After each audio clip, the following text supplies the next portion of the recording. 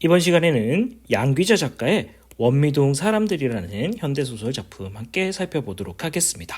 자, 먼저 도움을 주는 쌤의 한마디입니다.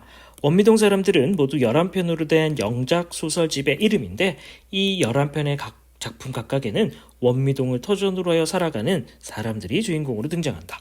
그 중에서 이 작품은 가난한 동네에서 벌어지는 이웃 간의 갈등과 이해를 통해 더불어 살아가는 사회에서 지켜야 이해와 공존의 원리를 이야기하고 있다. 자, 여기서 꼭 체크하고 넘어가야 될 부분은 이 이해와 공존의 원리가 이 소설을 주제라고 정의를 해두시면 될 것 같습니다. 그래서 이해와 공존의 원리는 체크를 해두시면 좋겠습니다. 자, 그러면 전체 줄거리는 넘어가도록 하고 핵심 정리에서는 이 세 가지 정도만 정리할 수가 있겠습니다. 시간적 배경과 공간적 배경. 시간적 배경은 1980년대 산업화 도시화 시대를 배경으로 하고 있고, 공간적 배경 원미동 23동 5반, 여기는 이제 서울 도시를 배경으로 하고 있는 게 특징입니다.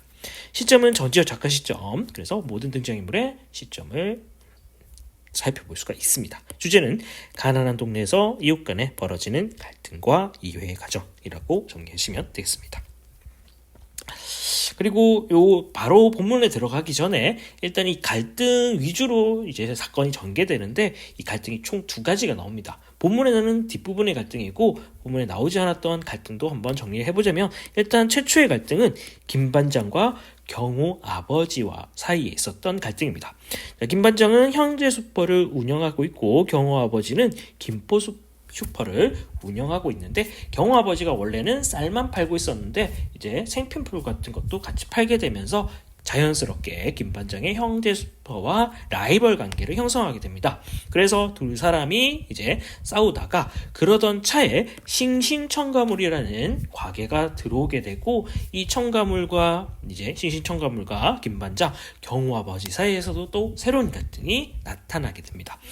이때는 김반장과 경호 아버지가 이제 한편이 되었고, 싱싱첨가물과 갈등을 일으키는 구도로 이야기가 전개된다라고 이해하시고 내용을 한번 살펴보도록 하겠습니다.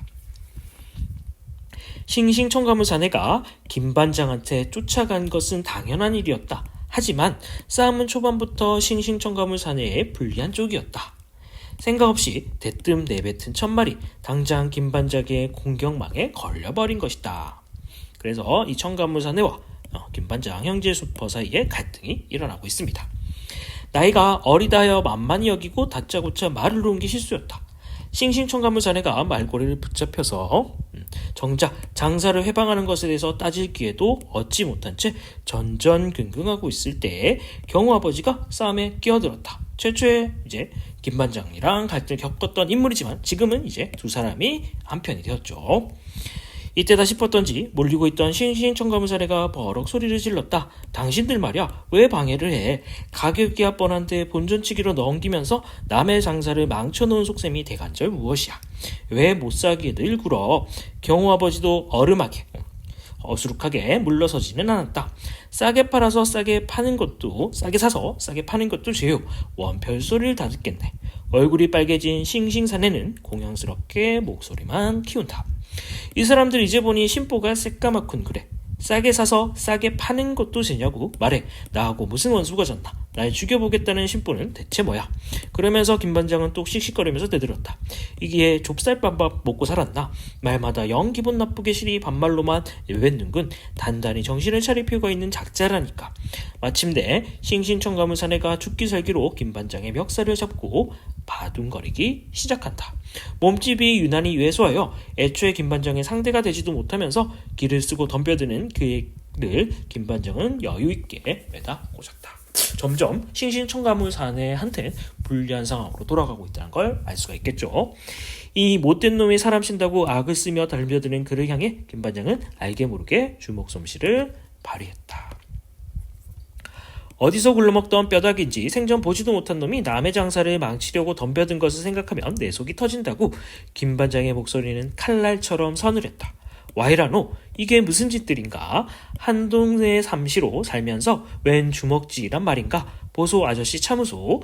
맞는 사람은 손해라카이. 아이구마. 김반장아, 네가 깡패로 나섰는가? 이러는 거 아니다. 아무리 억울한 일이 있다 해도 이러는 것은 아니다. 손을 치워라. 내 말을 듣지 않으면 이제부터 너랑은 아는 체도 하지 않겠다. 이 손을 치워라. 원미, 지물포, 주씨, 그러니까 갈등을 중재하고 있는 역할을 하고 있는 인물이라는 걸 확인할 수가 있겠죠. 적극적으로 두 사람을 뜯어말렸다.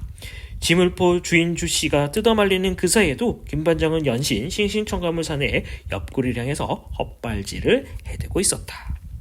싸움 구경에 났던 사람들은 그날의 사건을 두고 입에 올렸다.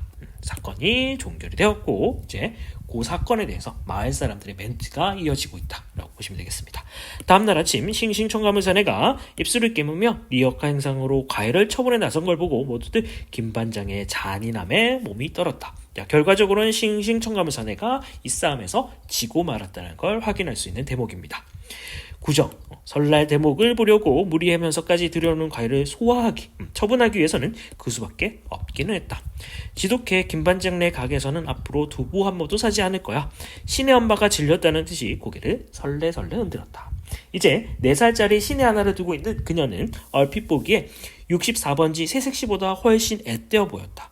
써니전자를 꾸려가는 그들 부부의 사는 모습도 지극히 낭만적이어서 깊은 밤 문 닫힌 그들 가게에서 흘러나오는 애수어린 음악 소리만 들어도 그것을 능히 짐작할 수 있을 것이다. 그러니까 이 부분은 이제 신의 엄마의 특징에 대해서 설명하는 거죠. 되게 감성적인 인물이라는 걸 알 수가 있습니다.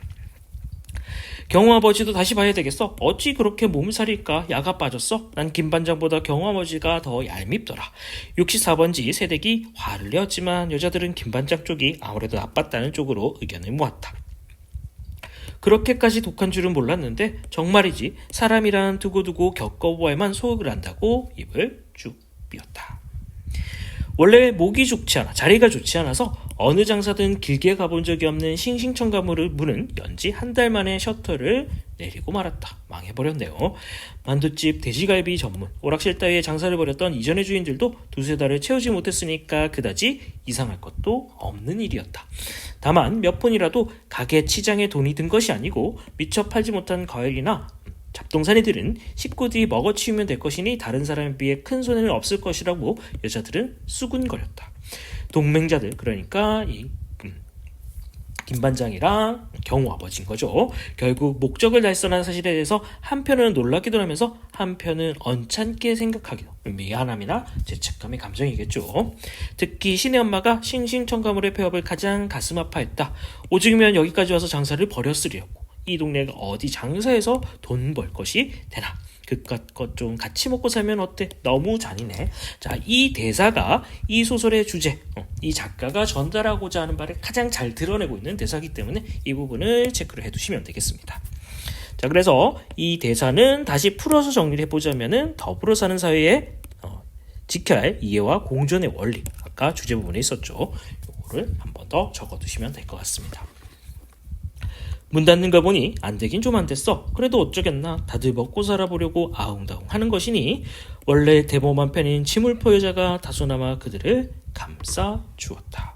자, 지금까지 양기 작가의 원미동 사람들이라는 연작 소설 한 편 같이 살펴보았습니다.